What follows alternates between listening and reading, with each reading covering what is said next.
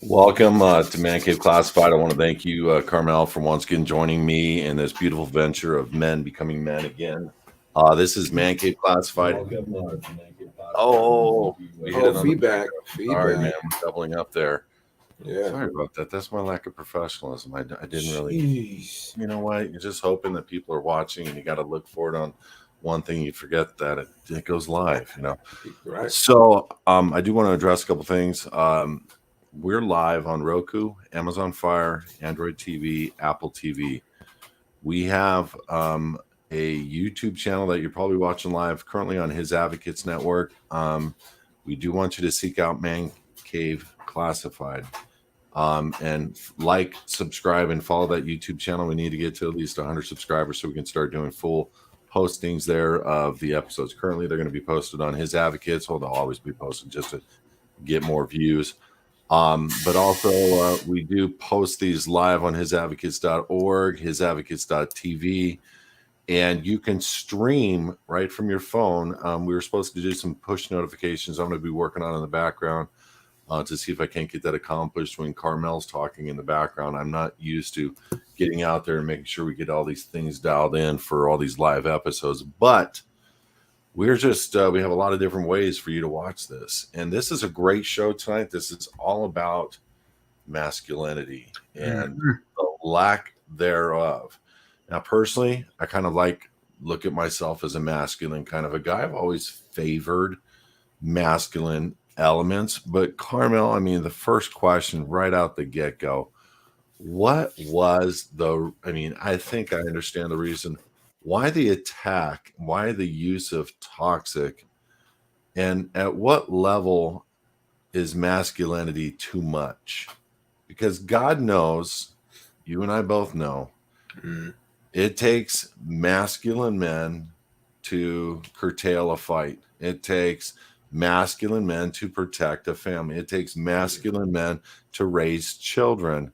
If you want children that aren't talking back to you, if you want kids that aren't attacking your mom, if you want, a properly raised up child. So when did we really start? Was it the LGBTQ? Was it the takeover of this nation, and they wanted to weak sauce every man, woman, and child in this nation to not fight back on what they're doing right now? What is it? I mean, what is your go-to on this? I think it's a combination of those things. I think a lot of it is if we go back like just 40, 50 years, this was not remotely a conversation. No. Men, and there was no whooping your kid's butt. Oh yeah. And even that, it's like, we know child abuse exists. We know domestic violence exists. We know there's always been guys who abuse their power. Mm-hmm. At the same time, we also know, as you mentioned, when there's something that goes down, you want a man who can, defend himself, his family, his wife, his spouse, his mother, his sister, whatever. You want that guy around. So the powers that be, I feel like, allow these things, are allowing the certain agendas that describe that man as toxic to be taken down, because that now you have a more docile, unaggressive, controllable mass of people. Historically, those men were the men who led up, revolts, the upheaval of any dictator or tyrannical government group, whoever it was. Those kind of men were the ones who led those things. So if you want to kind of like subdue a people, the first thing you got to do is get rid of the strong, manly men. Right. I mean, that's number one. You gotta go in and take the guys out, and then and that's what they did. This is 101 war, the art of war. What's happening, and what's crazy is it's happening internal. Like, the media is portraying these men as such, and then you have the rise of feminism and women independence and women empowerment, and a true man would already be a woman empowerer. He would already be provoking and inspiring his wife, his sister, his mother, whatever, to be that woman of power. So, but then now it's on this double, triple on steroids, where now women are like, I don't need a man, and then it's like we can do what we want to do, and da da da da, and then equality this, equality that, and it's like the role of a man is being completely, minimized from women and even men, which is not another funny thing. Is you have men who are like, yeah, we don't need to do that. It's a bit too much. It's over the top. And let's pull back a bit. And I'm like, what? Like, we're fighting ourselves. It's like it's almost like internal destruction, not understanding that the world you live in, a lot of the structure was built by men who were aggressive, who took charge, it maybe rubbed people the wrong way. We're not saying that all masculine men, manly men aren't like a bit gruff and rough around the edges, but certainly not all of them are toxic. But again, we also get that one, the Andrew Tate or someone that's very like pushy, that is the icon. This is the guy. Why we need to curtail masculinity. We pick one guy. I'm like, so then all of us fall in line with that. So I look at the purpose for what they are doing, and if you take a look at the last 4 years, 30 years ago, the LGBTQ movement, which God bless you, and whatever you think you're going to be able to do or get accomplished or support, we're not coming behind you saying we don't like you or we don't, I don't support your lifestyle, I don't support your movement, but I don't need to support your movement. This isn't something, I don't need to support every movement that hits the streets. To ask me to support something, 30 years ago was getting recognition of you. Now you're forcing the agenda down our throat, but that's not what this show is about.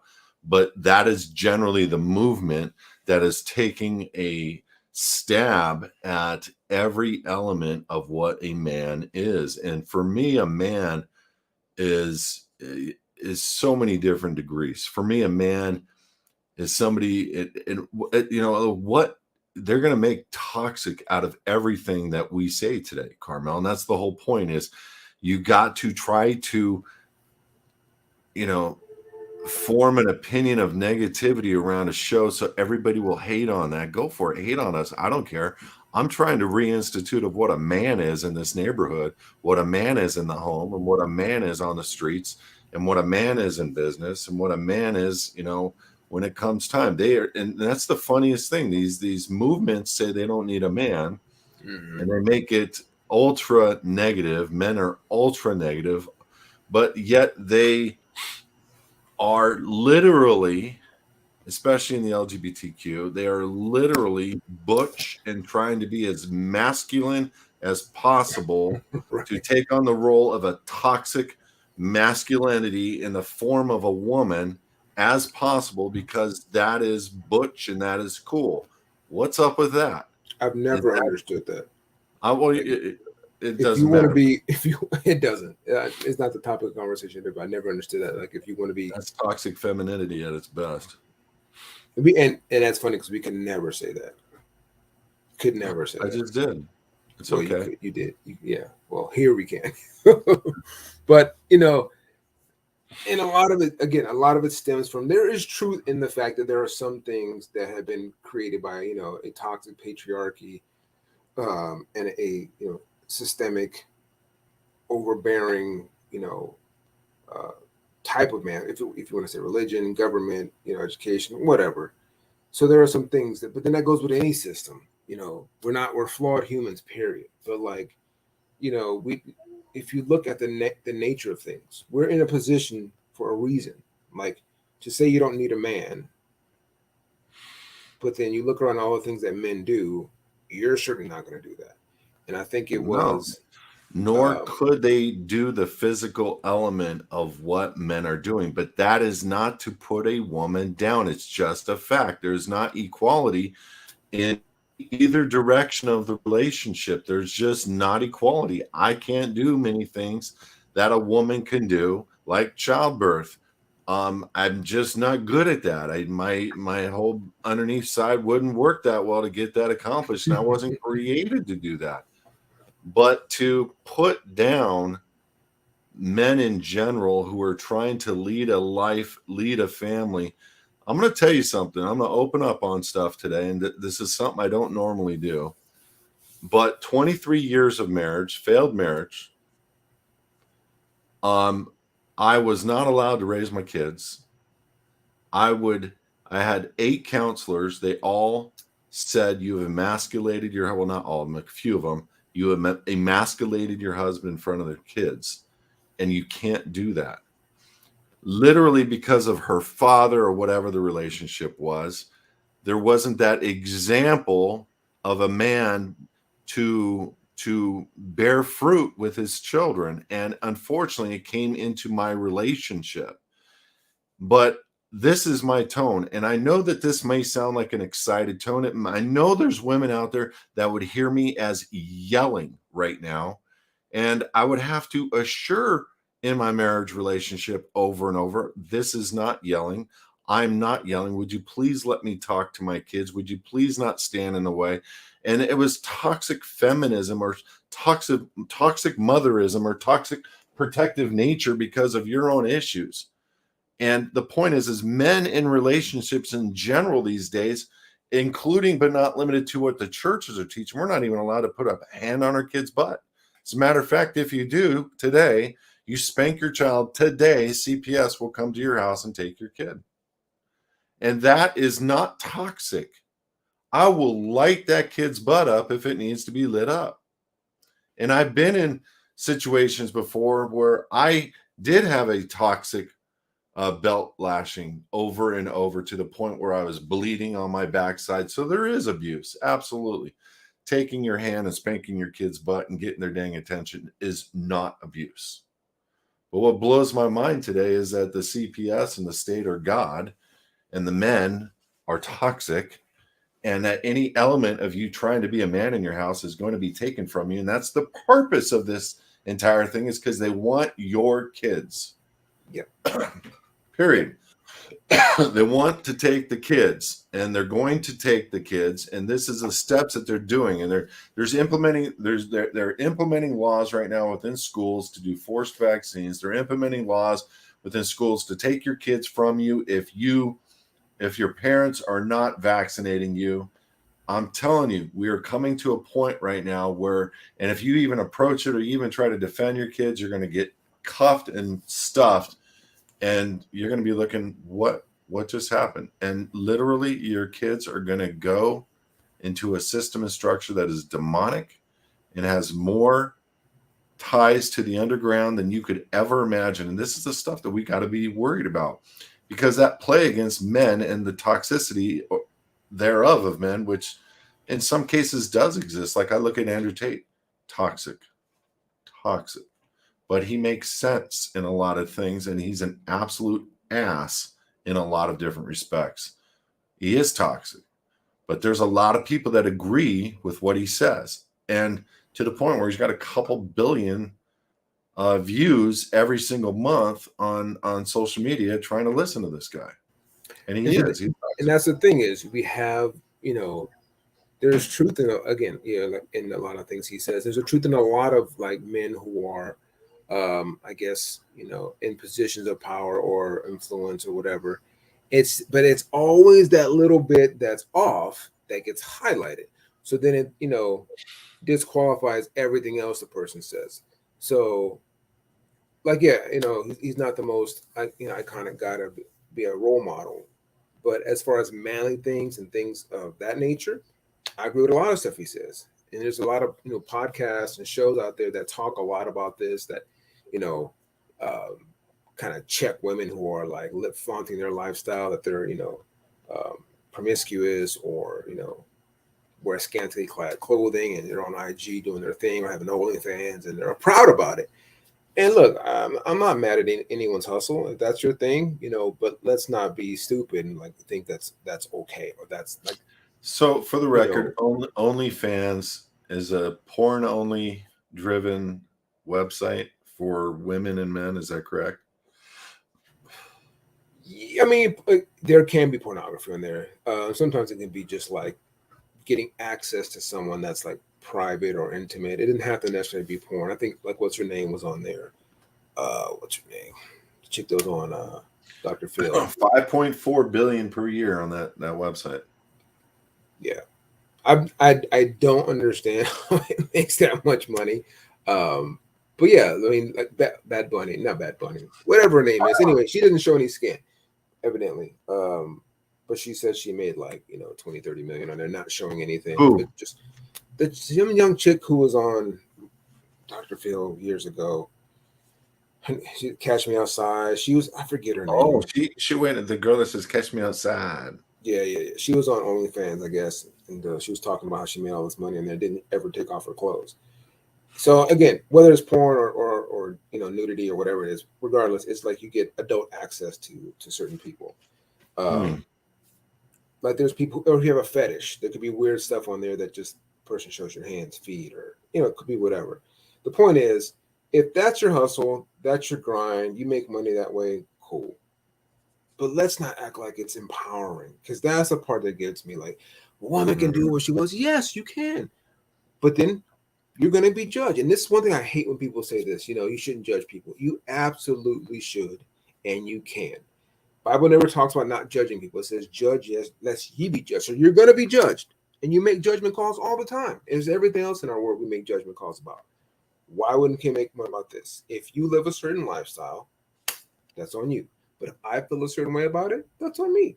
I don't have to say it's okay. And like you mentioned, LGBTQIA, whatever their, acronym is, do what you want. That's cool. But I don't have to tolerate it. I don't have to accept it. I don't have to be in any way, shape, or form for it. I'd be completely indifferent. I don't have any thoughts towards it at all. And as soon as you start saying, "Well, I have to feel a certain way about it, or I have to accept it," then there's And an issue. that's where everything is going sideways in our nation right now. Is everybody's got this ideology that we have to call them by something that we don't agree with. We have to identify them as to how they want to be identified with. What blows my mind is you've got parents that are walking their kids on leashes right now into their schools because the kid wants to be a furry or a doggy or whatever. Mm-hmm. And that blows my mind that parents are actually falling into this identification of whatever you want, and that to me it seems like that can't be real when you see two girls that are on all fours barking at each other, pretending to hate each other and get ready to fight one another. Where's the man? Where's the leadership role in that young woman's life to sit her down and say, "Are you freaking crazy? What is going on that makes you feel you need to be a dog or a cat or identify as whatever?" Because the identification is for one thing, kids, and people need to understand this in the future. It's so in the future that classification cannot be charged for doing certain things. The subjectifying of children in this world is by far, like in California, they're trying to make it legal to be with a child or a toddler. Meaning have sex with a minor child, even all the way down to the age of 2. Why is Governor Newsom behind and promoting this kind of stuff for California? It's because of Hollywood, because of the porn industry. It's because these people are getting lit up and they have to make it a pretense of legal. That whore Babylon, that whole understanding of and this West Coast is ugly in nature. But the point I'm trying to make is that you taken away the element of a man just trying to be himself. You make him in trouble for everything. And the women, if any woman could understand, let your man be a man around his kids. It's okay if he raises his voice, and it's okay if he happens to yell at his kids. Do not get in his way. Do not undermine that leadership role. Take him aside later if you don't like him yelling, and have a heart-to-heart with him. You don't bring your pastor in your relationship. You don't bring your friends in your relationship. You have a relationship with him, and he has a relationship with you. If you guys have respect at all for one another, you're going to listen to one another.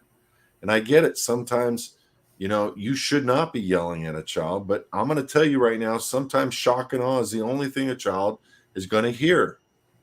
And so this is not yelling. This may be excited. This is not yelling. Calm down. But I've had to deal with that for 23 years. And now I'm receiving the other end of what that looks like with children and how that plays out. And it's not good. It's not interesting because, if a man does it in his home, there's an issue. But if we're in the workplace and a manager yells, not a problem. We send our kids to the military where that's the entire training is yelling. And we're like, look, it made a man out of him, or, if it's a police officer, if it's any authority figure, even on TV, Dr. Phil is yelling at people, giving them tough love and this, that, and the third. And like, yeah, they needed it. That was good. But it's not okay at the house where the man who's closest to this child is understanding that this kid needs a little shake up, a little interruption. I never had any issue. My dad was as manly as a man as it gets. Was a Marine, gunnery sergeant, grew up in the country, right in the middle of Texas and Oklahoma. And I got spanked every now and then. It was fine. I understood why. Most kids get by, they mess up, they get a spanking. Now, I didn't get abused, but it didn't traumatize me. I feel like a lot of times not disciplining these kids, sometimes physically, is what traumatizes them. And I'm not saying you have to, and I'm saying if you can avoid, spanking your child, cool. But sometimes that's what works. Now, what a lot of people will say and point to is the cases where there's abuse. And that seems to become the main umbrella thought over the entire scope of whether it's masculinity, whether it's discipline, whether it's, a man in the home. But then how many studies have we seen that show, criminals or prisoners who've had single family households being raised just by a mom? Not that, there's not moms who've done an excellent job. 90%, I think, is the number, Carmel. I'm not sure, but I think I saw something on this. 90% of people that are incarcerated came up without a father. And so now you see a push to basically, in a sense, remove that father, even in the home, so the dad could even be in the house. But he's cut down, chopped down, and not actually the man that needs to be the man that kept men out of prison or kept men on the straight and narrow or kept men, going down the right path. Because especially today, there's so many things kids get into. Back in the old days, going outside, getting in for the street lights came on was a thing. Now your kids could be in the house all day. Seems safe, but they could actually be getting into more trouble. But now if a father comes in and takes away a pad or takes away a phone or turns off a computer, turns off a video game system, he's being abusive. He's being overbearing. He's being toxic. Okay. And then now this kid decides they want to change their identity because they see it's a trendy thing. Dad can't get in the way. I can't say anything.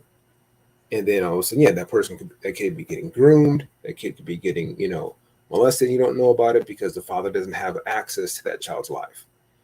Now, what's interesting is honestly, we don't have a problem with it, but there's nothing really being done when our kids are being molested at school, kids being molested at the church, in hospitals, in several different situations globally. Kids are being traumatized and tortured and hurt. Not a big deal. I mean, the entire Catholic Church, if that was happening at anyone's house, what would happen? But they can go to the parish, father gets a slap in the hand, or they look the other way, no big deal. Maybe down the road, they'll do something about it, just take his habit from him and, let him go about his way. But nothing happens to the church. Nothing happens to the school. I mean, we see teachers left and right doing stuff to kids, and they just get fired. That's it. But now a father raises his voice, there's an issue. Hey, I'm 100% a supporter of men being men in the house, and I think that this thought that we're going to keep moving down the road of emasculating men in the family, in the workplace, and this pretense that men and women are equal. In God's eyes, there are some measures of equal the inheriting is of an equality. But I'm telling you right now that there is, from a job perspective standpoint, this isn't toxic. This is just, it is what it is. Ironmen, line workers, plumbers, the people that build buildings, the people that put the frames together for homes, the people that do the hard manual labor are men. And if there was equality between us, women would be picking up those rolls, those hammers, and at 50% level getting out there and doing it. Is that insane? Not necessarily, but they can't carry the wood like we can. And that's not a put down. So stop if you're thinking that. There's many things that they can do. I'm going to tell you a quick story. Naval vessel my friend was working on. He was leading a push from the naval authority that they needed to show for women to be able to stay in the Navy, that they were equal to men and were able to do certain things that men could do. So they created this simple little physical test for women to be able to stay into the Navy and work on ships. And the first test they put together was a standardized test, and all the men could do it. Not one woman out of 100 people, 100 women could do this test, not one. So the guy goes back to the captain, says, da da da da, this is what happened. The captain says, change the test, make it so that they can do it. They reduced everything by 50%. They still couldn't do it. They reduced it again, still couldn't do it. They reduced it again, still couldn't do it though.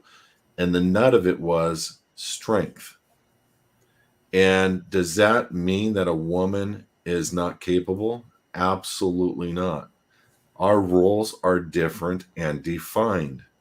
And if we truly work together on unifying families, it's not toxic. It would be absolutely considered a blessing. I'm going to tell you, there isn't a woman out there that would be in the middle of a rape with 3 guys and love a guy like me to walk up and just clean house and knock some dudes out and pick her up, put her in a car, and get her to the hospital safe.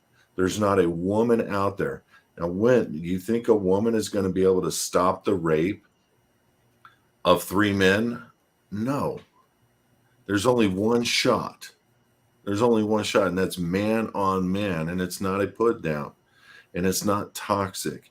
It's roles, and it's gender identifying strength roles. Like there isn't a woman out there that I know of, even trained martial artists, that could kick my butt. There's just no she may last me from a lung standpoint, whatever, but Right.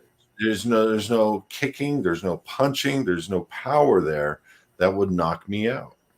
And that's why we have, even in the men's weights, we have divisions, and you have flyweights, you have heavyweights, you have light heavyweights, and it's because they're not equal.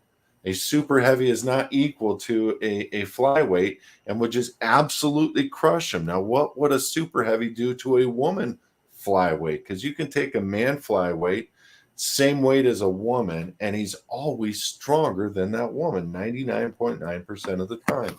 Does that mean smack in the face to a woman? No. It's just this whole push of equality. It shouldn't be there. I know that if there's things that I don't want to do that only a woman can do. And there's things that a man can only do that I'm sure women do not want to do.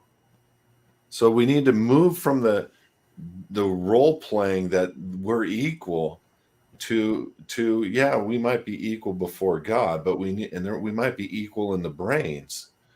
But even in the brain element, we have a different thought process than with a different mechanism of how we think from a man's standpoint, and we think a lot different than women. Like we're not as forgiving. We're not as comfortable with letting go. We, from a business role standpoint, we're very short. We're very direct.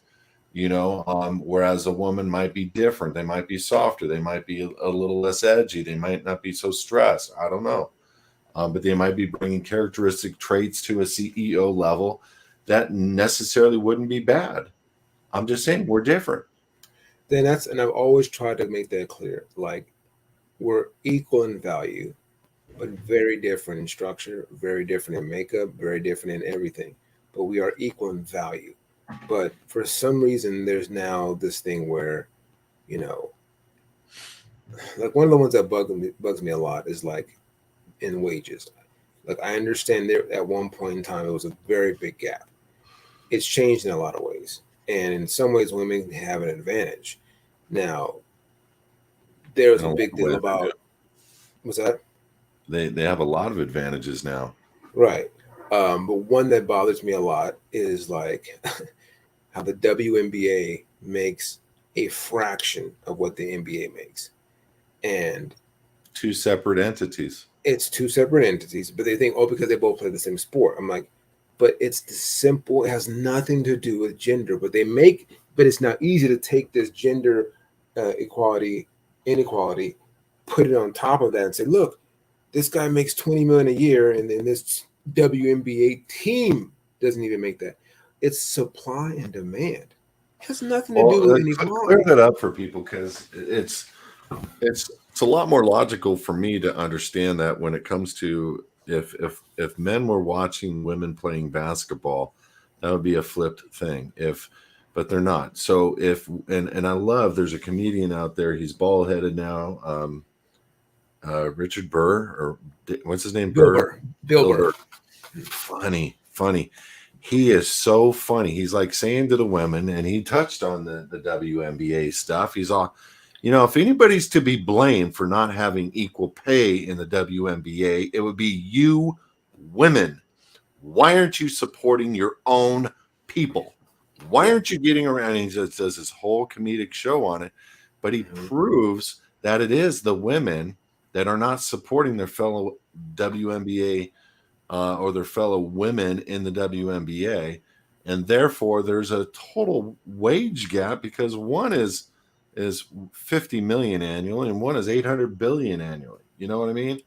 And so it's because the money's not there, because they're not supporting them. There's no money there. They think what I think people think is that the money the NBA makes somehow should go to the WNBA. Translate over to the WNBA. No. Why would that be separate entities? If you don't go to a WNBA game, you don't buy a ticket, you don't watch it on TV, where is the revenue coming from? Now, it's not just that. It's broken down by team. Yeah, even right. There's some teams that are here, and there's some teams that are here, both men. Right. Right. But getting into collective bargaining agreements and the people understanding that is something else. But now look at this comparison. I've mentioned, like, to some people, you ever ask this question about tennis? The women in tennis make just as much, if not more. Dude, Andre Agassi got in trouble for saying this, because he went after Serena. He said Serena couldn't beat the number 400 person in the men's tennis professionals, or whatever it was. And they're like, what? And he's like, what do you want me to say? He said, that's the truth. Serena couldn't beat the number 400th guy in the men's professional league. The thing about it is, it didn't even matter, because the women's game is just as exciting. Serena and Venus in their lane are just as exciting, probably more so. I would say women's tennis. And the gap there is very different than the gap in the WNBA. Yeah. Meaning the gap of watching women tennis is almost as exciting for me as watching men's tennis. Exactly. That's not a dig towards women's tennis. I'm just saying I like watching men play better than I like watching women play.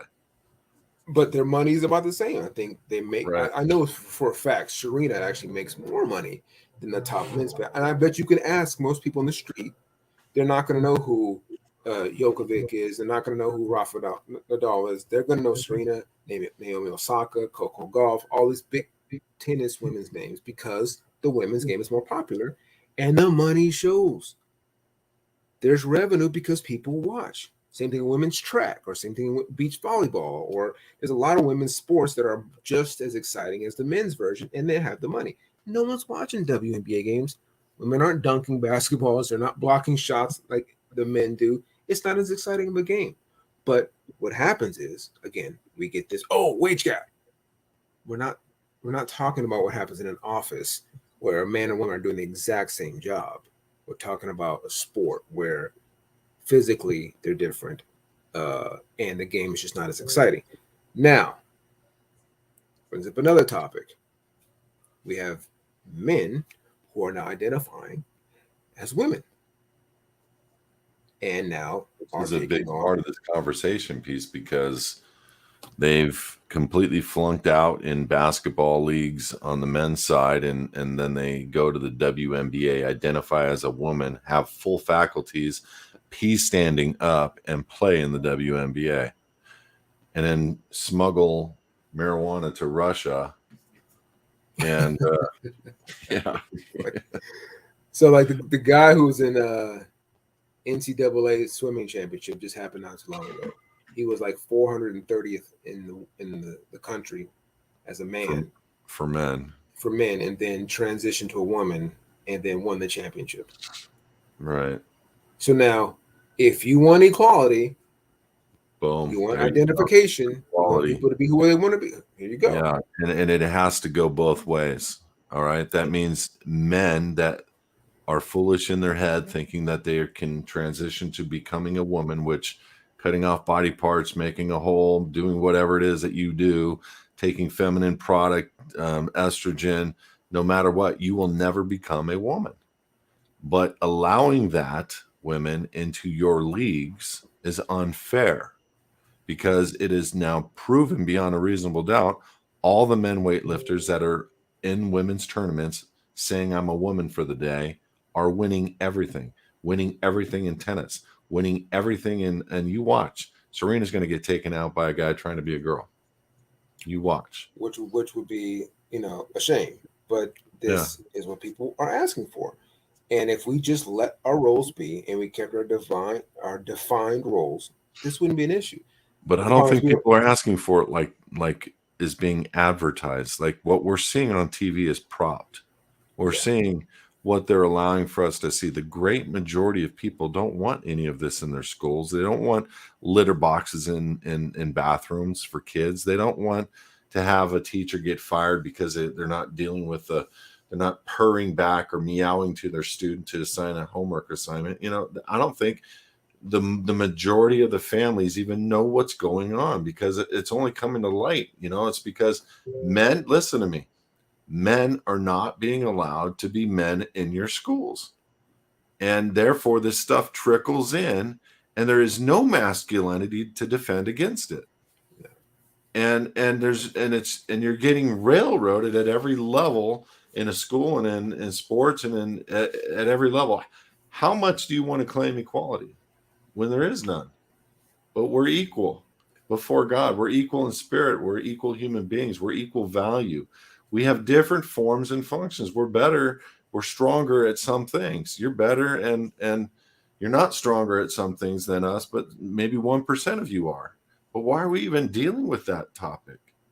There is a design behind this whole thing, and it's to take this population and not defend against what's happening with these kids that are being kidnapped by CPS, kids that are being kidnapped off the streets. Listen, next Wednesday, 4:00, we're going to prove that 450,000 kids in this country disappear every year. Okay? That's a big statement. Now, that means there's a lot of men that are not allowed to be men to stop and thwart because there's government inclusion in the taking of these family members to do whatever they're going to do. This is a big demonic thing. This is a big scary thing.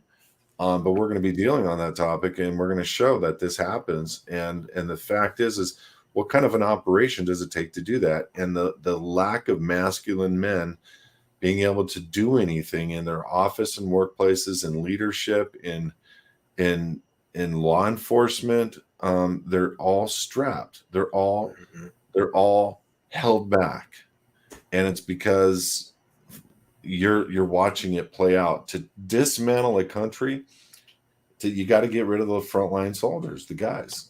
Right. You got to get them out of the way, and it's not anything you haven't seen before. We've seen this for centuries. You take the men, you distract them, get them out of the way. They go get the women and children. I mean, this has been happening, but now it's more subversive. It's kind of this underlying thing. We're using more of the media propaganda to make this happen. And again, we got the word consent, But another thing I people don't think people understand or realize is you've kind of given over your control to your kid from the get-go. When you sign a birth certificate, you're literally giving your child to the state. But you don't know that, and then we can deal with that on another topic. But that energy it's starting from the beginning. Like it's a situation where they're trying to get control of your kid, and more and more down the road as we start seeing different laws passed, whether it's vaccines in schools and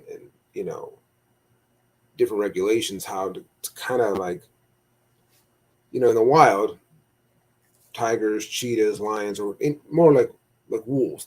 When animals hunt in a pack, they do their best to separate the young calf from the pack and that protection.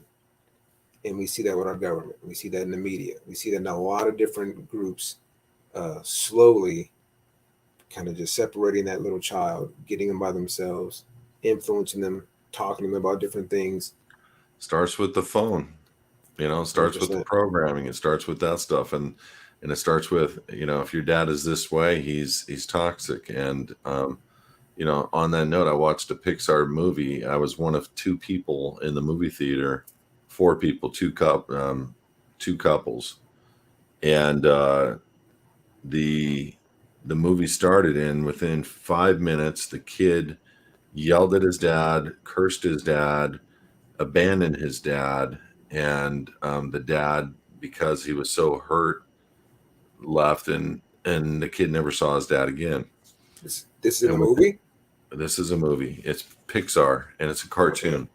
Okay. Within the first 20 minutes of the movie, the second scene was the father, again, talking negatively about his dad, but in the future, and he has a son now, and his son is attracted to a boy that is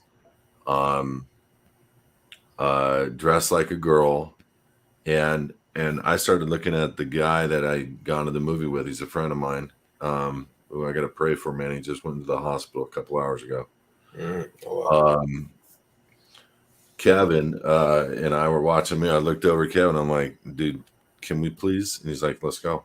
And we stood up, but before we got to the end of our aisleway, the other couple left the theater as well. And so we're like, we went up to the front desk, changed the tickets in, and saw another movie. But the bottom line was, this is why I know that, and this was a flop. The movie made no money. This is why I know the general population does not want to swallow this pill. Mm-hmm. And they're fighting, but it's a few people in leadership. It's a few people in control of media, and how we need to be talking is with our dollars. Yeah. And you want to cut people off, you cut them off at the knees. You don't buy anything that they support. And watch what happens. All of a sudden, Facebook stock goes down. Watch what happened to Facebook. All of a sudden, they started changing their tune. Mm-hmm. Dollars matter. Yeah. Same thing we saw with Balenciaga and, their whole ad campaign that was like putting kids not in the most honorable situation or light in pictures. And I'm like, then people start. And what's interesting is, what's that? No, I was just going to say, what's amazing about that is all the stars that are supporting Balenciaga still. Yeah, there's a little outrage for a minute, and then it quieted down, and then like still people wearing it. I'm like, keep it quiet, Carmel. I mean, they don't want the stuff outed. But so the reality is people in our nation and I think the whole world are fed up and done. And it's because of our not being allowed, largely by not women, but groups that are against all men, that think they can survive without men, that thinks that they don't need a man to live, don't understand the basic elements of who is running this world, who is running the systems in the cities. Every time you flush a toilet, there's a man behind that somewhere. Sorry to say. Every time you are getting something fixed in your house, I have never seen a female plumber come to my house. You know why? Because they don't want their hands in crap. Period. And to be completely honest, I don't want their hands in that. Yeah, why should they? Why would I want, my girl out just digging up, a trench, right, or pulling a plunger out of someone, or a snake out of someone's toilet, or their sewage or their return pipe? I don't want them doing that. I don't want her getting their hands dirty changing my oil. Like, why would you want to do that? Like, we don't need women on the freeways, fixing stuff. I don't need a woman out, cutting my grass. Like, Carmel, like, you're pissing off women, but they're all agreeing with you right now. Yeah, I don't want to cut grass, but who is he to say I can't? Who is he to say I can't be a plumber? Who is Carmel to say I can't do this? You know what? You can't. You can't pick up those big pipes and move them without hiring a man. And it's not a put down. Just we're different people. Like, I want my woman to be a woman. I want her to be feminine. I want her to be soft. And then what does that mean? That's like me saying to a black person, "You people." I want my woman to be. I mean, come on, Carmel, you're going to get in trouble. I don't care. It's my preference, right? If someone can have a preference, I want my woman to be this. I want my woman to be that. I mean, that's toxic, brother. Whatever. I identify as healing. I don't identify as toxic. You can't call me toxic. I love that. Right. I love that. But what would be the word you're identifying with then, Carmel? Healing. Oh, I'm a healing man. You might as well say healing man. This is healing masculinity. Okay. Wow. I'm a soft touch. Are we talking the original definition of gay? That's just happy, right? Yeah, true. You got me there. Or the original definition. And that's another thing, is we see so many things changing. What's the original definition of faggot? Oh, a burning twig or stick? It's a cigarette, yeah. Yeah. People used to make, campfires with faggots. That's all it was. I might be smoking a faggot tonight. Oh, that's gonna bite me in the butt. All I even says, that's bad.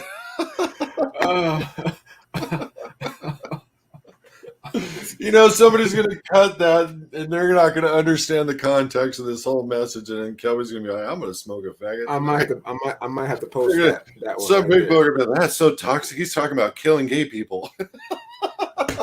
Hey, but they will come watch the show. That's all that matters, right? Oh, Lord, help us, man! Wow, smoke some faggots. But again, this goes back to a lot of things that are changing. Why did that become what it meant for gays and homosexuals? Why did homosexuals take the rainbow? Now that's their thing. So if I wore a rainbow shirt, I must be identifying with being gay. It's a lot of things in our culture that have been taken over and hijacked, and that means something else. Well, being awake, now it's woke. That's a whole nother thing that was taken from people that are trying to be awake to what's going on. These people are now woke. They took the Trinity, they've taken the rainbow, they've taken everything that is good and wholesome. They took the star and flipped it upside down. I mean, they took half the alphabet. You know what's interesting in the LGBTQIA plus? How do you even know that? As a comedian. How do you even know that, Carmel? I have to know as a comedian. I have to have my facts straight. You are a professional comedian, but how would you know? Like, will you reckon it plus? How did you know that whole thing? Well, not everything's a plus now. You got Paramount Plus, Hulu Plus, ESPN Plus, Disney Plus. So what's the plus behind the LGBTQ whatever? I have no idea. I don't know. I don't even know what half those letters mean. But one thing is interesting, like lesbians. So yeah, lesbians, gays, bisexuals, queer, transgender. I forget what the I is for. I think A is asexual. What is asexual? So I guess you don't don't recognize yourself as having any gender, maybe, and you don't have sex. I don't know. But now it's interesting. If we have asexual and bisexual, why can't a heterosexual be there? Why can't we all? Why all of our rights? Yeah, what talk about inclusion? Inclusion, right? Why aren't you adding an H to that?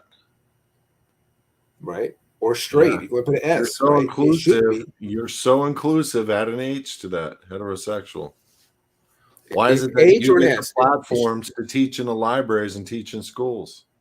Why are you able to change the books for children that shouldn't even be thinking about sex? And you're showing two boys how to have anal sex in a book in our elementary schools these days? It's disgusting. Now assemblies are drag shows. Like they're taking kids to drag shows or bringing drag shows to school. And I'm like, wait a minute. Like, and I've even was that? There's a quick comment. We'll go right back to that. Jerry posted a text. LOL, smoke that pull.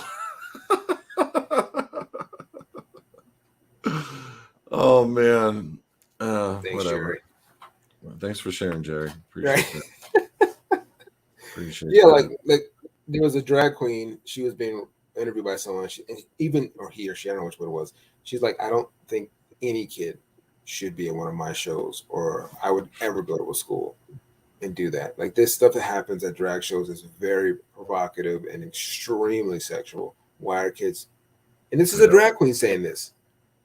So why all of a sudden are schools allowing this? Like it's asinine. Why are parents bringing these kids to these parties? Yes. It's because men are not being men. They're not standing in the gap for these kids. And I'll bet you dime for dollar, if you go look at the pictures of these parties, largely mothers. Oh, no. It's 100%. Oh, how cute. Oh, how cute. Look at this. Oh, a man dressed up like a woman. Oh, my kid gets to put $1 in his panties, two inches from his pecker. Oh, how cute. And I'm like, how is this? Like, there's so many other things we could be taking our kids to see and do. Like, I don't see them taking kids to gyms. Our nation is fat and obese. We do have a fat nation, and I'm right there, dude. I'm so sorry, Carmel. How are they not taking kids to CrossFit exhibitions, but they're taking them to drag queen shows, stripper exhibitions, and McDonald's. Before and after. Before and after. And yeah, and it's mostly women. But like, if a man was like, my kid's not going to that. Oh, you're not letting them express themselves. So what is it, Carmel, that is putting in, I know the answer is social media. What is it that's putting into women's minds that they need to divorce their husbands? They need to take their kids away from them because he's toxic. What is it that we can do to change that element of where women would want to be in a role that defines them properly, and we want to be in a role that defines us properly, all equal,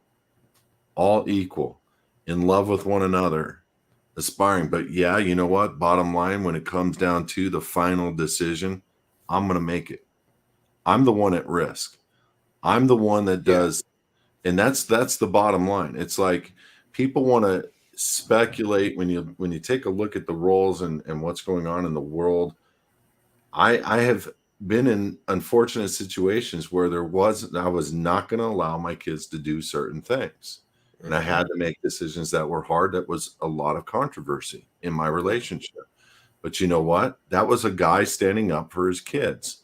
Yeah. And I would, it got so bad that it's unfortunate. But when kids are not brought up properly where they see a couple in love and where they see a relationship working out, but they see the dad being a dad, respectful to the mom, but making the final decision on rough areas, not disrespecting her in that decision process, just doing it.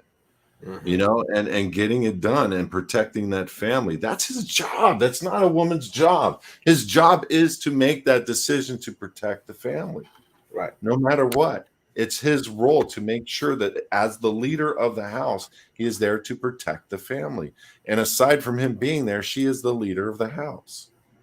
You can't have, and this is unfortunate, but you can have equality, meaning from a standpoint of value, from a standpoint of how you treat each other, but you can't have two people, two generals in a house, Right. and have the hierarchy work, because there will be times in which they will disagree, and therefore one general has to take the fall. And that's the guy. The guy always takes the fall. Why? Because he's the one at risk. If somebody's breaking into the house with a gun, do you think I'm going to roll over to my wife? Hey, babe, can you grab that? I'm Right. I'm a little scared. Please, can you go? Hey, quickly! I hear him at the door. Go, go, go! You know what? No. A No. woman's going to say, "You go," and you risk your life. And so, what am I doing? Boom! Lighting it up. As you should. As you should. Lighting it up. Why? Because I'm the man, and because I did target practice, and because I did training, and I did ops, and I know how to do, cover my house. And he already doesn't know he's screwed because I set him up in traps. And why? Because I'm the man. I'm the protector. I'm the provider. You're built to think that way. You're built to think that way. Like if I ask, a woman to open the door for me, that would look weird. Ask her to throw down her jacket as I cross a puddle. Bro, I open right her door every single chance I get. I will 100%. get out and open her door for her. Get out of the driver's, go around and open the door. It's just, and I'm not saying that's what a man does. That's what a gentleman does. I would like to be identified as a violent gentleman. I like it. I like that term. I like it a lot. I'm a gentle one savage. That can be ready for danger. One that can be ready to protect, mm-hmm. and one that has mad respect for his right hand. Right. But when it comes down to the final decision, look, if you want to be equal, get your butt out of that bed and go and work on your shooting skills. Go and work on your drop and roll skills. Go and work on defending this house. And by the way, kung fu, boxing, and all of that, you're still going to get your butt handed to you if two guys walk through that door, unless you're shooting first. Yeah, because has anyone noticed most of these home invasions are not happening by women? No, like Becky and Janice. Men are violent. They're toxic. God, So I think that's what's being used. To answer your question about how to change it, it's got to become cool again for a woman to be a woman. It's got to become, whether it's it has to be cool stuff, for media. It's got to be a woman, because that's the only way it changes. Because right now it's cool to be independent. It's cool to be this manly woman kind of thing. I'm like, that's why Andrew Tate is in jail right now, is because he was over the top with teaching men to be men, toxic. He was over the top, and I don't have to be faithful in my relationship. And quite frankly, if you want to talk biblically, that's a whole nother conversation piece. I look at it like God will honor whatever the covenant or contract is that you create with your spouse, your second spouse, your third spouse, your girlfriends, and your concubines. If they all agree to work together, that obviously was both in the Old and New Testament and never condemned by God. Me? Right. One girl. I'm good. It's too much. Everything else is too much. It's too much. But Andrew Tate, he was a guy that was like, what's wrong with that? What's wrong with having a girl on the side? That's my prerogative. I'm the man. But you know what? He's actually telling the people he's involved with full disclosure. Right. He's giving them a right to contract in advance. And the women are looking at him saying, oh, you're toxic. You're this, you're that. Well, he is a little bit. And there are things that he said that's ridiculous, calling women property and different things like that. But you got to, he might be taking a different approach and thought process that is not accepted today. Back in the day in the Old Testament, women were property. And so people think that you can transgress that into a modern day. And the fact is, it will not work today unless the woman wants to be property and subject to her husband and his authority. And if she agrees to that in advance, done. That subject is off the table. If she wants that in her life, it's done. Doesn't mean he's toxic. No. And in some situations, that's a healthier situation. But, you know, if you bring up the Bible to certain women, you know, that there comes more that toxic patriarchy, or the, you know, the Bible's, you know, it's a book for men. It puts men in charge and in favor of men. And I'm like, okay, I'm not going to disagree with that in some situations, but let's look at nature, animal kingdom, whether it's lions or gorillas. You know, there's one male gorilla, and in the troop there are several female gorillas. The one male gorilla's job is to protect the pack.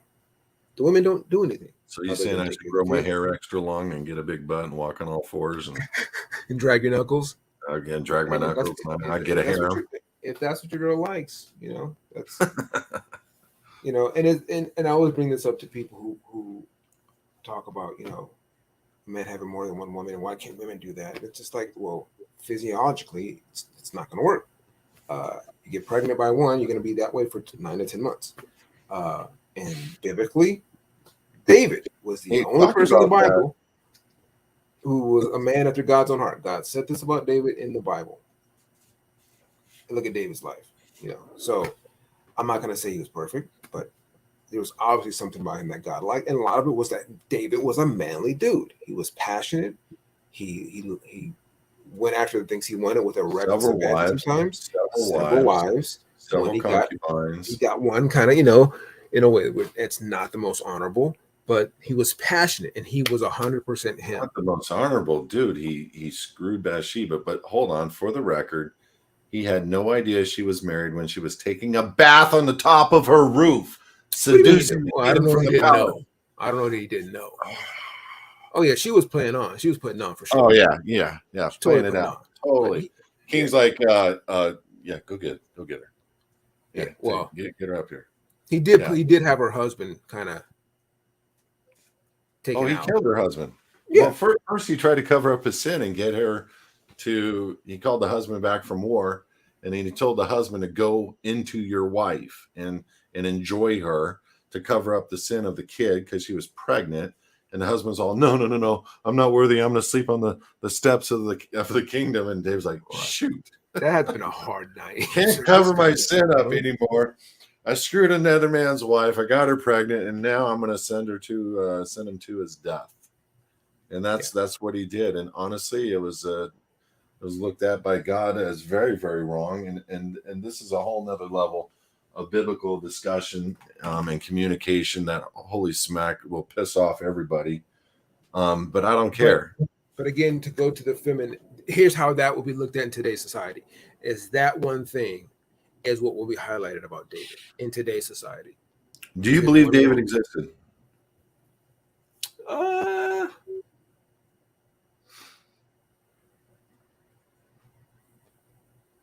Some form of a person of that note, perhaps. I don't know if the story is exactly true about David. I mean, they wouldn't have been David, but like, you know, that story obviously came from somewhere. I don't know if like there's a true person that fits that exact story. So the point I'm trying to make is the Old Testament, just for the record, people want to look at that was a wrong way of having relationships and so on and so forth. Everybody agreed to the terms of whatever they got themselves in, and nowhere did God discount what they were doing as being wrong. Even in the New Testament, it said, proving that you can still be a believer and have multiple wives, they had to make a special rule for bishops that you can only be the husband of one wife to be a bishop. And that did not discount them from having a side if the woman was willing to accept that. And that was the normal course. And this is something that really needs to be talked about because people don't understand Old Testament or New Testament. They don't understand the law. and they don't really understand covenants and what they're doing. So if I'm going to make a covenant before God about being married to this one woman and not cheat on her, that is the only covenant that God is going to honor, meaning I will not be able to go outside of that covenant and that agreement that I did before God. But according to scripture, I can make a covenant with a woman and go outside of that marriage and have a concubine if I will. That's according to scripture, but not if you ask pastors today. If you ask pastors, they want to say, no, God's original intent was just one man and one woman. That's why he created Adam and Eve. And I'm like, oh, really? Tell me where God condemned at any point any of those behaviors in the Old or New Testament, and he didn't. Well, here's again. Well, we know religion today is also an institution and a tool to do the same thing. I mean, both of us were at a church that completely emasculated men. Everything men did were wrong. Every retreat, every situation where it was like all on the man. Everything. We always had to be reprimanded for stuff. We're being told to lay down for themselves. Do not be men. Lay down everything. Edify the woman. Put the woman before him. And honestly, I watched a video, and I've shared this a few other times, but I watched a video that came out of that church, and I said, this is the last time after 25 years of going to this church. This was my last experience at this church. I watched a video of a husband at home. The wife says, I'm going shopping with the girlfriends. He's like, all right. She goes shopping. The entire video for 4 minutes was him cleaning and cleaning and cleaning and cleaning and cleaning and cleaning and cleaning on fast forward. Okay. And so at the time, hours later, she comes in and he's done all the cleaning and she's gone out and shopped for clothes. And I'm not saying don't do that. If you're a guy and you like to clean, I'm not saying don't do that. I'm saying the roles were flipped. He became the feminine, submissive to her. And it was an unfortunate example because, yes, it can be true for some relationships. And it definitely is true in mine because I'm a clean freak and I do a lot of cleaning myself. But it made it like it was a normal and widely accepted practice for the entire church that if you want a man, this is what he does on Saturday afternoon after working 12-hour days, 5 days a week. This is what he does. If you want a man, a good man, this is how it looks. And I said to myself, this is the last time I'm going to go to this church. Why? Because I work my butt off. I take on all of the risk. I take on all the credit risk, all the liabilities, all decisions go through me. It is hard as heck to deal with what I'm doing, running companies and different things like that. And now I got to go and clean the entire house if I want to look like a good church boy and be a good man. Are you serious? Don't show that video as a precursor for how every man should be. Give it as an opportunity for maybe the guys that don't have jobs right now. How about that? Okay. How about the guys that aren't able to find work? Just hit them up with that video. But instead, it put every woman on a pedestal. The man works. Like there's households where both work full-time jobs, and there's some dudes who he gets on from his 8 hours and he's done, and then the wife keeps working. That's not okay. You should share half the duties. If both of you are working equal, both of you bringing equal amounts to the table, yeah. You need to do some of the chores, and she does some. That person needs that video, not the woman who's sitting at home already, and the guy comes home and then still has stuff to do. Not talking about like taking care of the kids or that kind of thing, but like I work all day and then I come home and then expected to do more. For the record, I do all the cooking, I do all the dishes, I do all the cleaning, or I hire people to do it. But I do it. And the point I'm trying to make is it's not necessarily a feminine job or a masculine job to clean, but that's not my point. If I'm going to work all flipping day and I'm even at home many nights during the week, bro, I'm up until 1 o'clock o'clock in the morning while she is long in bed, many nights. And I am doing whatever I can to think through getting stuff done. I'm taking on that stress, or I'm taking on whatever. I'm doing deals, whatever. But I'm just saying that one video emasculated men, and that is not what a church should be doing. A church should be building men, because men that become submissive to women in general, and it is okay that you submit to one another, but ultimately a man has to make the final decision in a home. And that this isn't a toxic masculine or toxic man. This is just a man that's willing to put up his life for you. And the man that's going to have to put up his life for you should be able to be the one that makes the last decision, period. And sometimes you're not going to like it, but definitely you're going to have input. And then there's the women that say, the man is the head of the house. I'm the neck. I steer his head wherever I want. Yeah. You know, and that's in a sense, you know, that came out of the, oh gosh, that cute Greek movie. I forget. In a sense, that's true. You know, you're working together as a partnership. You should be able to hear from your wife or your girlfriend and make a decision based on what her input. But you know, the bottom line is we need to be working together as a team, and we have to let these kids be raised by men, and let the women stand down, and let the men just take that role of leadership and discipline. Because it's the second that we let women get into the form of discipline, that soft touch need that we have to have within the home is gone. Yeah. We all have our roles. I don't think a woman wants to spank a child. I don't think a woman wants to spend time dealing with a smart aleck boy at age 13. I'll tell you, a man would. A man should. And I wonder if Jesus was here today, would he be a toxic? Oh, heck yeah. Yeah. Oh, yeah. Right.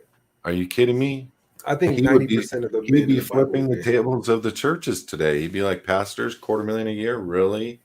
Yeah. Are you selling Bibles like they're going out of style? Really? You're selling CDs and shirts and crosses, and really? You've turned this into a modern day den of thieves in a lot of different respects. Think about some of the visuals where Jesus is at a table and a woman comes in and starts anointing him with oil. Basically today, could be like a massage, could be like, you know, just like pampering a man. If a woman came in and was pampering a man at the table, that would look odd today. That would look very weird. Like, what? Who is he? Why is she doing that to him? Like, but back then, or in the Bible, we celebrate that. We romanticize it. It's a beautiful scene. This guy in the Bible was a malcontent. Jesus was a rebel. Jesus was wrecking shop. The only 2 times he was in church, he's schooling the priest. One time when he was 12, and the second time he's destroying the place. Tables. But in this society, it wouldn't work. He'd be outcasted. He'd be canceled. David would be canceled. Moses would be canceled. Solomon would be canceled. Definitely Solomon. All would have been canceled. 500 wives, 300 concubines. Really? Yeah. He was busy. He's having fun. And God didn't say a dang word. Gave him more money than anyone in the Bible, and gave him amounts of wisdom unknown to any other man. Some of the wisdom was kind of ridiculous back in the day, you know, when he bring the baby before me. We'll just cut this baby in half and give you half and give her half. You know, that's some stupid wisdom, dude. But it worked. It revealed who the mom was. You know, they did cancel him, all right. I will agree with that. They did cancel Jesus back in the day. And today they would cancel him again. A lot faster. He wouldn't make it that long. Yeah, well, because social media would really pick up on it. Yeah. Imagine a guy feeding 500 people or 5,000 people with a few of this and a few of that and all these fish and everything up here. That's kind of like a weird story, but anyway. Yeah. So, Karma, what is the solution? Because we're against social media. Mm-hmm. We're against most women today. Not all women, but most social media outlandish women. They're against men in general, period. Mhm. And not just toxic men, but any dialogue like this where a man should get the final decision in the house. Really, that's toxic. And I'm not being toxic. I'm saying if you're going to kick my butt out of my bed in the middle of the night to go and investigate what's going on in that house, that is a job of a man. Then I should be able to make a final decision. If I'm going to put my life on the line for you, then I should be able to make it. It's just roles, and we're defining the roles. And it's not necessarily to put down your role or to make you less of a person. I want to see families survive. I want to see the future of our children survive. And if we keep going down this road of gender neutrality and it's all nothing but a bunch of perversion, it's horrible. And these kids are going to wake up, they're not going to know who they are, and they're going to be separated from their houses early. Why do I know that? Look at the movies that they're showing.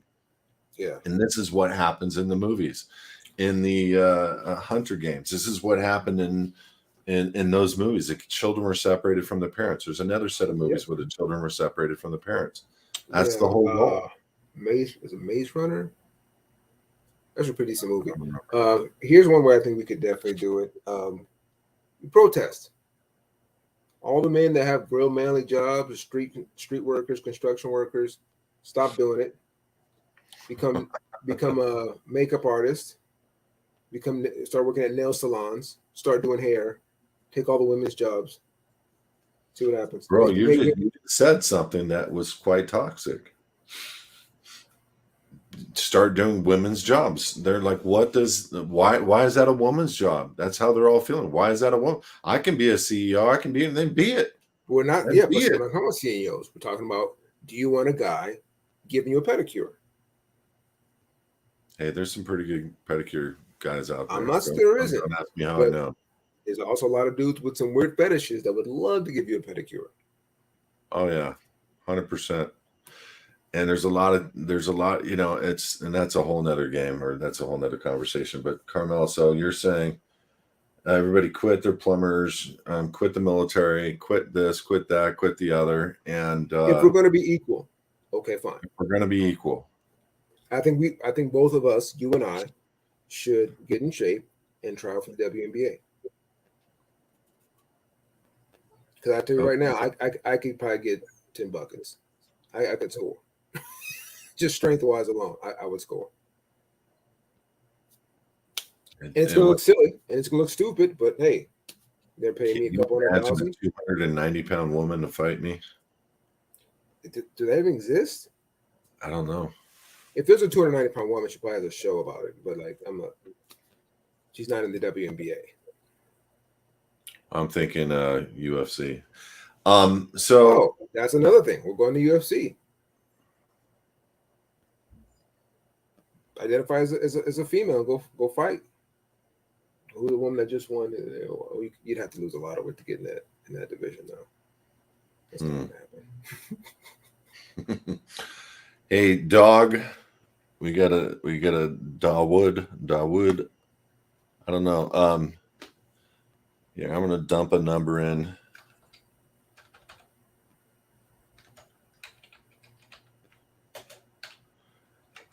Contact that number, set up a time to talk.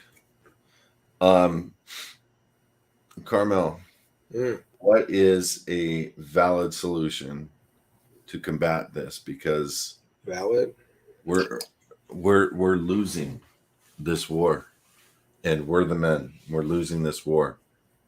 Marriages are broken up every single day over, and that's a whole nother thing. Women are looking, the grass is greener in so many different respects. And I'm like, are you serious?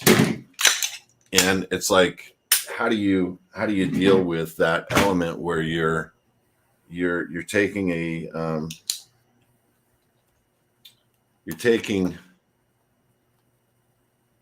a guy's right to be a guy, a guy's right to lead his home, a guy's right to protect his children, a guy's right to protect his woman, a guy's right to have a hard or difficult job that a woman can't do. And you want him to lay down everything so that you can get into, you want him to lay down everything and become soft. Most guys couldn't do what I just did. That's wrong. We have 700 million guns in this nation, and they're coming for that next. And if a woman is not allowing a man to be a man, you're going to reap the benefit and reward of being in prison, enslaved, stuck in your house, getting chipped, getting marked, getting identified, and you're not going to be able to do anything unless you meet the specs of the chip 060606, which is the Microsoft chip on patent scope that says they're going to implant you. And based on the user's activity and the jobs that they give you, if you function a job and you do a good boy or a good girl routine on that job, then they'll pay you a little bit of digital currency. But you're going to be left in your home, and you're going to go through pandemic 2, pandemic 3. Why? Because it was very important for you to make sure that the men could not be men in your home. And that led out to the workforce, and that led out to society in general. And everybody became weak, and there was nobody to defend the village. And that's the real issue. I don't know that that's a possibility for us to change the course in this country. So for the people who get it, for the people who want what's healthy, what's natural, they will probably have to disconnect and be prepared to leave. And I thought heavily about this. Like, one thing that's hard for people to think about and consider is not living here. Bro, there's no other nation to go to. Well, I've thought about this, man. I've thought about the nation. I have a ton of friends that went to Nicaragua based on the culture, based on the amount of parks, based on their freedom, based on, and you know what? They were the most locked up, terrible country. Well, I'm not saying Nicaragua. There's same with Panama. Countries. Same with, where would I go? Probably Sweden or Switzerland. Excuse me. Portugal. There's a lot of rich guys that were buying citizenships to that island next to Australia. What's the name? New Zealand. New Zealand. Regret. 3 million plus moving expenses, living in a farm in New Zealand, masked down, tied down, not able to do anything. We definitely know this is not the best country in the world. We know that, right? Bro, I know it could be. I know it once was. I know that.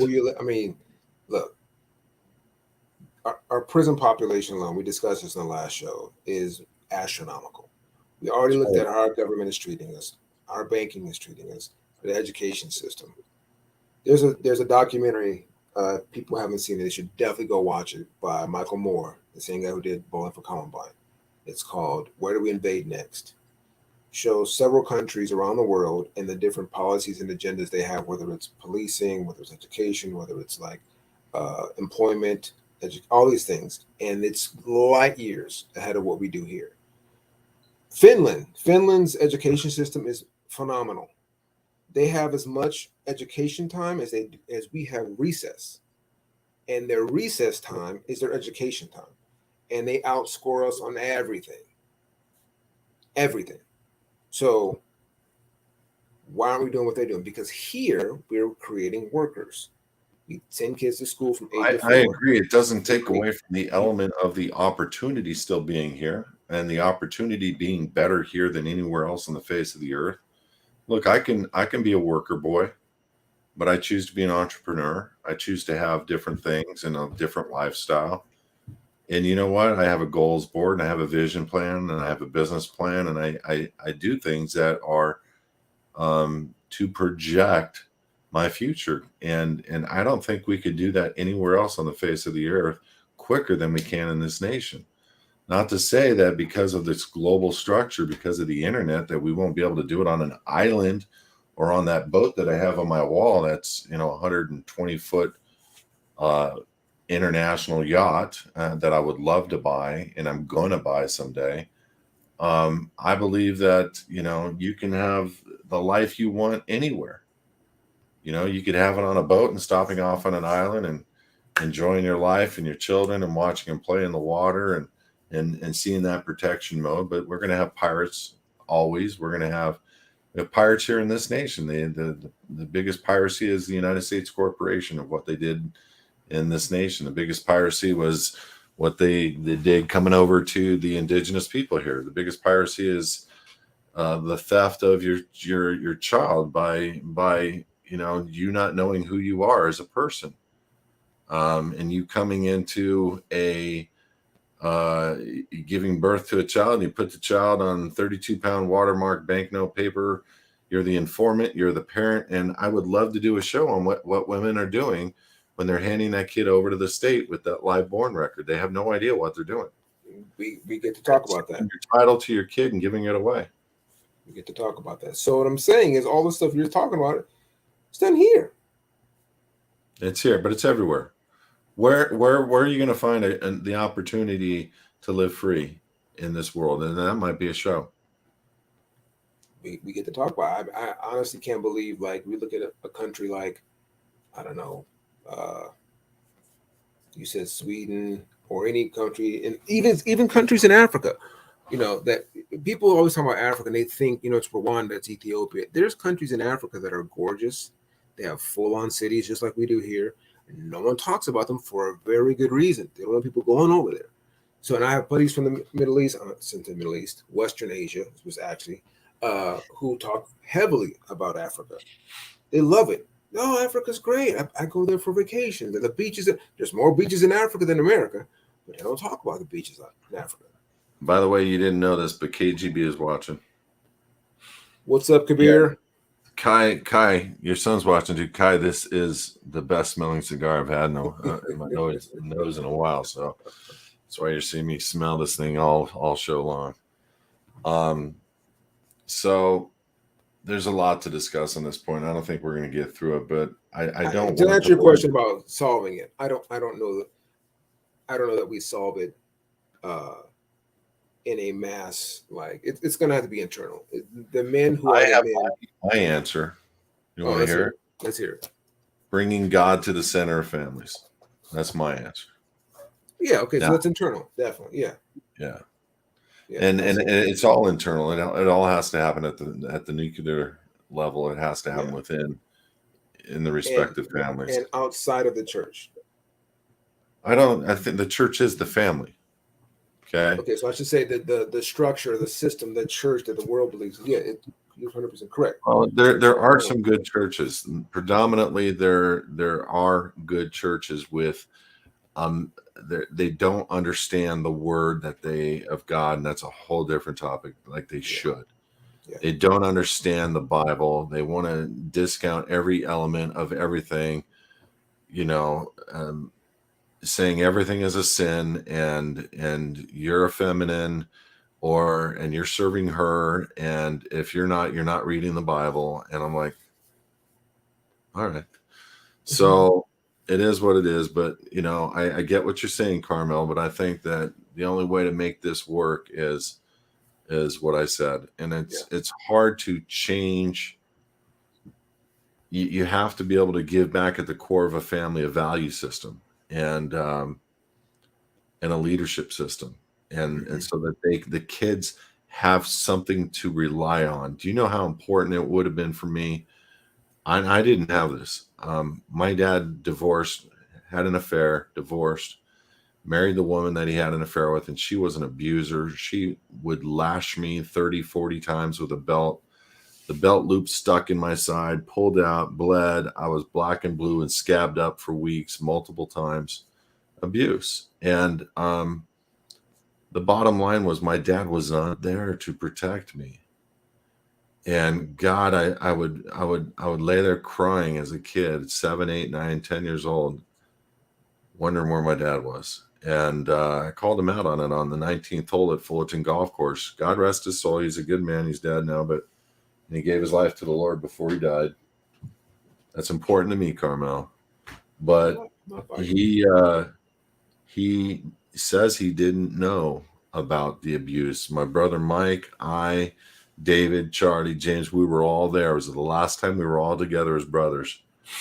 And I was the youngest of 5 boys. One was a real brother. They're all real to me. One was my blood brother. One was my adopted brother. 2 were step. But we all called out my dad after 9 pitchers of beer on the 19th hole at Fullerton Golf Course. my dad started crying on the spot. And I got really angry inside. I said, shut up. You could not have not heard me screaming at the top of my lungs. That was toxic feminism. That was a woman that hated men in general because of what her dad did to her at 4 years old.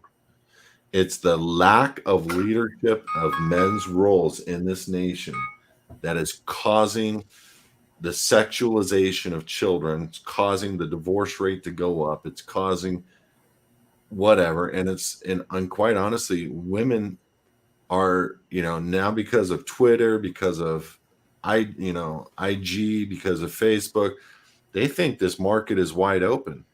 They think they can get anybody because they're getting DM'd all the time because they put a skinny picture up on a filter system of them in a bathing suit.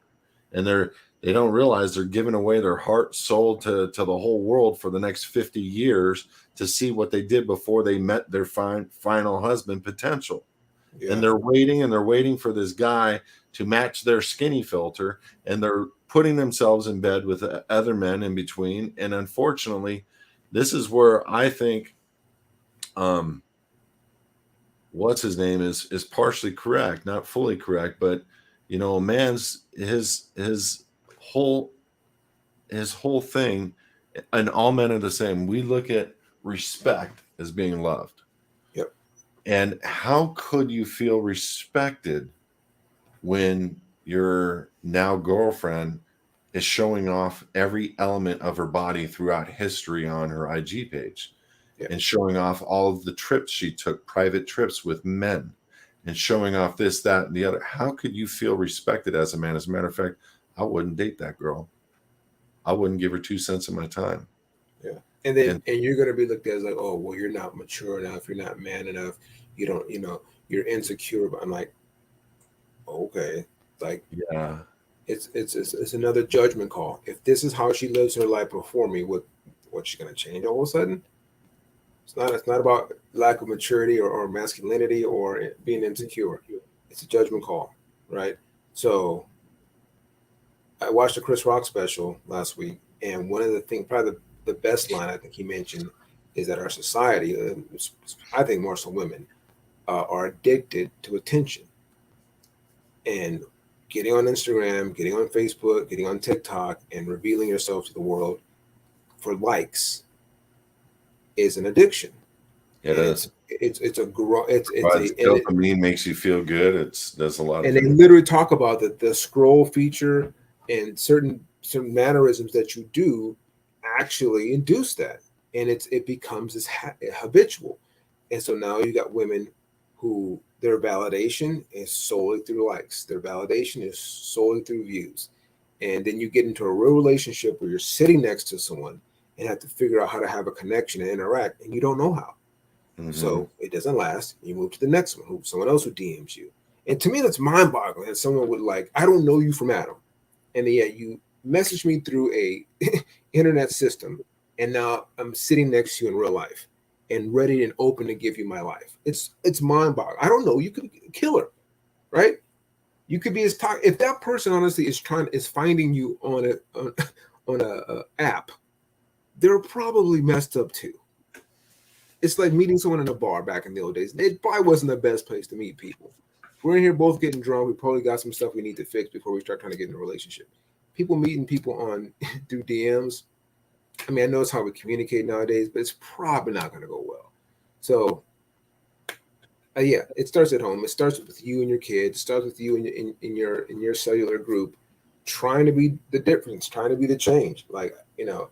You're not going to stop people from being on their phones, but definitely try to make a point. I'm not a big phone guy. I mean, I use it for work and stuff like that. And my kids, they use it, but I try to make them understand that, look, the stuff you're seeing is not reality. You have got to understand it. And I will take my time and show them, here's what it looks like in real life. Here's what it looks like on TikTok. Do you see something? Does something stand out to you? You know what the filters are. You know what real people look like in real life. And then they'll get those eyes. They'll start to get and see, oh, okay, well, that's what. And then look, if it's entertainment, fine. You watch, Rocky. So we have a question. We have a question from a guy, and I want to address it because it's very interesting. I'll answer mine, and then you answer yours. And it says, "What if you found out after you were married that was a woman had a past, and she was maybe a promiscuous woman, or maybe whatever? And what do you do with that? First and foremost, I only care about the woman that she is today. And yeah, people can change. I'm proof. I was a slut growing up. I was a sinner beyond sinners, prideful, hardcore, did a lot of bad 200 street fights as a kid. I did a lot of bad things. God took me out of all that. I did 100 days on house arrest for firing a weapon at Fullerton Red Onion to save 4 of my friends' lives, that kind of stuff. And luckily I was able to get it expunged. Luckily I was able to still get a broker's license, a real estate license, an insurance license, different things. But I got to tell you something. There's guys that aren't with a lot of girls that would be very much offended to find out that they may have had more than one partner after they had been married to that person. They might find that very offensive. And I get that. For me, being who I was, I'm not like that. I wouldn't be attracted necessarily to that stripper, that, whatever. But there are girls that have gone through a lot and left that life and don't want that in their life. But unfortunately, their IG account is going to show that they continue to live somewhat of that lifestyle for years to come. I have a friend that I went to church with who divorced her husband, and every single shot, we unfriended, unfollowed, every single shot of her is in a promiscuous position in her bikini as if she is a bathing suit model. And she even would put the hashtag or whatever to try to get the suit companies to pick up on it. And I'm like, girl, you're 52 years old. Seriously, you're 52 years old. You're with a 68-year-old living a millionaire's lifestyle. But what the hell are you doing? Your kids see your IG account. Your kids are on your IG account. And for the next 20 or 30 years, your son's friends are going to be like, dang, look at your mom. That's mom. Visualizing her, fantasizing about her. Women, we need, your power, women, is the fact that you're a woman. You have you hold all the cards, and most women abuse those cards. Yeah. But to answer your question, Art, specifically, and already married, if they're changed, forgive and forget, and move on. Be a bigger man. And if they've changed, you got to let it go, and you can't hold on to that, and you can't let it affect you. And if it keeps affecting you, it's on you. Really, it is, because those things, if forgiven by God and they've changed, it can be forgiven by you. So that's the way I kind of feel about it. It's rough though, because it used to be where I would look at the amount of men a woman had, and I was like, get away, you stink, you smell, you're gross, ooh, But now it's like, who am I to say? I was a chief sinner. You know what I'm saying? Mm-hmm. But so, Carmel, what are your thoughts on that? And let's kind of close this sucker down. Yeah. So I mean, if it's after the marriage and you're just now finding out, for me that would be an issue. If I didn't learn this about you, and I think one thing I see in society a lot is people just hooking up way too fast, because those are things you need to know about a person. So if we aren't having enough conversation and there's not enough trust where you share that with me, that would bother me. And I think I'm not saying, yeah, I agree with you what you're saying. People have a past, and and in today's society, it's not like it used to be where people, where everyone's very one or two partners, whatever. We're definitely a more sexually open society, so that's not the problem. But it's like, if you don't have the integrity to tell me, and I'm finding out after we make this commitment, that's kind of a problem. And you never really know a person fully. People always hide something. You don't. Yeah. I'm going to try to tell a story without telling it, so I don't offend. But after I got married, I found pictures. Okay. and I can't even get into it, but it was beyond anything I was ever prepared to see. And I had not just my wife, but other people I knew in those pictures. And the words that I got was the catalyst, and the way she handled me throughout the entire marriage. And it hurt. The pictures hurt you. I didn't. And so instead of, I am so sorry I brought that into the house, I forgot that they were there. I know that was probably hard to see. Please forgive me. I'm going to trash them right now. Please, I am so sorry. That's the difference of what failed our marriage. And that was the attitude and behavior for the majority of the marriage. There was never a heart of trying to bring something to closure. And that's one of the things that men need to start dealing with in a level of communication with their wives. You need to, when you are wronging a person, you need to do whatever it takes to apologize quickly and mean it. And man or woman, it doesn't matter. There's no gender neutrality with that. But that's a growing joke, even with memes on social media, that a woman would rather die than be held accountable, or would rather die than say sorry. You know, and it's almost okay. Well, and it's funny. I'm apologizing. I gotta admit, It does. I've had people. Hold on, I've had people say this, and it bothers me to death. Like, oh, you just want to be right. No one wants to be wrong. No one talks and says something that they want to be wrong. We all want to be right when we're saying something. Now, if someone wants to be argumentative, that's different, but we don't speak to say wrong things. But if you did mess up, yeah, both sides should apologize quickly and have some kind of, resolution to the situation. It should never be like, oh, well, you need to accept it. You need to deal with it. Like, that's not the right attitude. Like, if I was like that, it wouldn't be, oh, you just have to deal with it. You wouldn't want to be with a person that's like that. And that's the thing that I don't understand. Golden rule, treat others as you want to be treated. If that's the situation going on, I think we have hardly any problems. The thing is, I think a lot of people treat people a certain way and want to be treated better. And that's a problem. That's a good answer. As far as I'm concerned, I've always had an issue initially knowing I was wrong to apologize, to be quite frank. But I would always realize that and come back later after the heat of the moment was done and apologize just to make it happen and put it on the table. It's just unfortunate when one of the people in a relationship does not do that and doesn't recognize where maybe they were wrong, or doesn't recognize maybe they have to change their attitude or change their heart. A marriage can be, they always say it takes two people to have a fight, and I would say bull crap. It only takes one to have a divorce. It only takes one to have a fight, and it takes two people to make a marriage work. Yes, but not to break it apart. It takes one.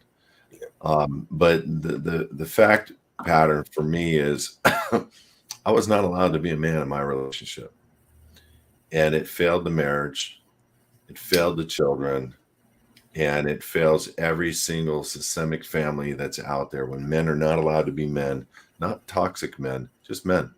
Yeah. And where a woman is operating in the house as a woman, where she lets the man be the man and lets him lead in the role of discipline, lets him lead in the role of behavioral change. And if she doesn't agree with it, she doesn't need to confront him on the spot. She doesn't need to close in on him right there. She can wait till later, so that the pecking order for the kids, and it would make the woman's job that much easier. Oh, wait till your father gets home. I'm sorry, Mom. Instantly. If she just waited and showed the respect for the office of manhood that is deserved, because he's putting it all on the line for you and your family. And there's such a power in letting that office reign and hold its structure together in a family unit, and let the woman be respected. You read a Proverbs 31, what a Proverbs 31 woman looks like. Gosh, that woman is handling business for the family. She is absolutely doing what it takes to be, and it's all levels. But she's not having to pick up a guy and throw him over her back and carry her like a fireman does. She does not have to do the plumbing work in the corner. She does not have to work on the steel buildings, line workers, you name it, all the stuff you will never see any women doing. And so it's not about equality, because we already are equal. It's about changing the roles of families to let the men be men and let the women be women. And that's okay. It's okay that I get to be the bad guy and you get to be the scapegoat, that I get to be the fall guy and you get to lead with just using my name. Okay, that's why pecking orders work. When you know you're in trouble and somebody isn't home yet and your mom is using that against you, you start to change your behavior at home when you're alone with the kids all day.